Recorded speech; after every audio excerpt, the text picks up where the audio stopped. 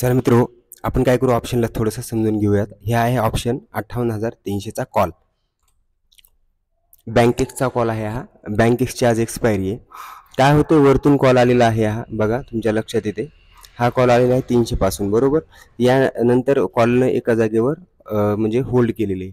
तर काय होतं मित्र, ज्यावेळेस हे असं वरून खाली आल्यानंतर आपल्याला जे शिकलेले आहे बघा, इथं मी राऊंड केलेलं आहे.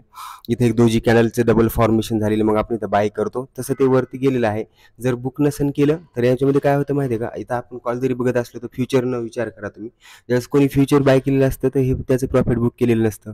म्हणजे नेक्स्ट फ्युचर असेल, जे 7चं असेल किंवा लास्टचं असेल, तर ते काय होतं, यांचे जे स्टॉप लॉसेस क्रिएट झालेले असतात, तर ते पूर्ण स्टॉप लॉसेस या कॅन्डलने संपून टाकले. आता या कॅन्डलची जी लेंथ आहे ती बघा किती आहे, मोठी आहे खूप, पण व्हॉल्यूम बघा काहीच नाहीये. फक्त ही कॅन्डल कशासाठी आलेली आहे, स्टॉप लॉसेस खाण्यासाठी फ्युचरवाल्यांचे. ही इंडेक्सचं सांगतो मी तुम्हाला, ही इंडेक्सला सेम कॅन्डल आलेली असते. हा इन द मनी आहे.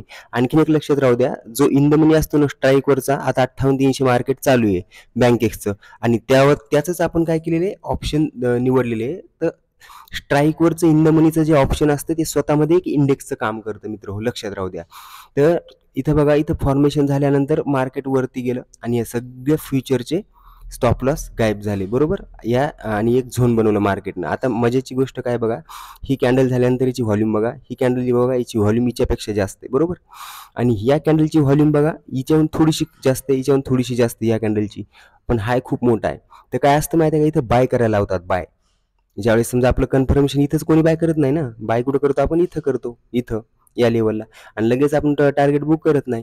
तर मार्केट हाय गेला, याच्यानंतर मार्केटनं सगळ्यांचे ऑप्शनचे सुद्धा स्टॉप लॉसेस या कॅन्डलनं खाल्ले.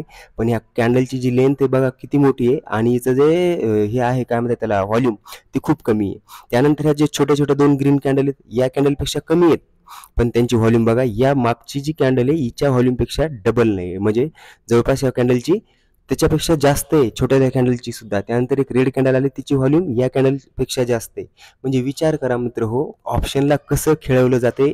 कोण खेळवतं हे, फ्युचर ऑप्शनचं. आणि फ्युचरमध्ये आता तुम्हाला फ्युचर सुद्धा दाखवतो. फ्युचरमध्ये बघा नेमकं किती लोक बसलेले असतील. तर आता बघा, हे मार्केट एका झोनमध्ये आहे, तर हे काय करतात माहिती, हे बाईंगचे कॅन्डल नाही आहेत, ह्या आहेत सीलिंगच्या कॅन्डल. म्हणजे आता 2 तासानं 1 तासानं याचे प्रीमियम लो होणार आहेत, बरोबर. तर मग जर मार्केट आपल्या अगेन्स्टमध्ये गेलं बाहेरच्या, तर याचे सगळे प्रीमियम लो होण्यासाठी हे बाईंग लेवल दाखवल्या जाते, बरोबर ना. तर आपल्याला काय करायचं असते, यामध्ये आपली प्राइस ॲक्शन बघायची, त्यानंतर व्हॉल्यूम बघायची.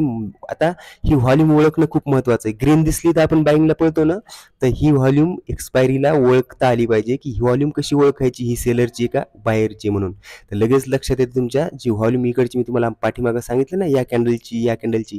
तर मित्र हो, यासाठी तुम्हाला प्रॉपर प्राइस ॲक्शन येणं गरजेचं आहे. यामध्ये एकही इंडिकेटर नाही आहे सध्या, बघा तुमच्या लक्षात येईल. तर ही आहे सेलरची स्ट्रॅटेजी असते. सेलर काय करतात, ऑप्शन बायरला इथं म्हणजे बाय करण्यासाठी हे प्रवृत्त करतात, आणि मग आपण बाय करतो, आणि मग आपले स्टॉप लॉसेस क्रिएट होतात. 125 पर्यंत गेलेले बघा, हा 127 पर्यंत, आणि आता परत 92-90 पर्यंत आलेला आहे. तर आपल्याला काय करायचं होतं, हे या लेवलला ज्यावेळेस टच होईल त्यावेळेस एकदा बाय करायचं होतं, आणि स्टॉप लॉस फक्त 5 रुपयाचा द्यायचा होता मित्र. चला मित्र, धन्यवाद. असंच ऑप्शनचं काही तुम्हाला म्हणजे ऑप्शन कसं चालतं, किती याच्यामध्ये ग्रीक्स काय असतात, डेल्टा ऑप्शन, त्यानंतर वेगवेगळे व्हॉल्यूम काय असते, आय व्ही काय असते, इम्प्लाइड व्हॅलिडिटी म्हणतात त्याला. तरी हे कसं चालतं त्या आपल्या बघायसाठी आपले PM ट्रेडिंग अकॅडमी जॉईन करत जा. त्यामध्ये भरपूर काही तुम्हाला डेली लाईव्ह असतं, तर त्यामध्ये नॉलेजसुद्धा मिळतं. कमोडिटीला आपण डेली लाईव्ह येतो मित्र. चला मित्र, धन्यवाद.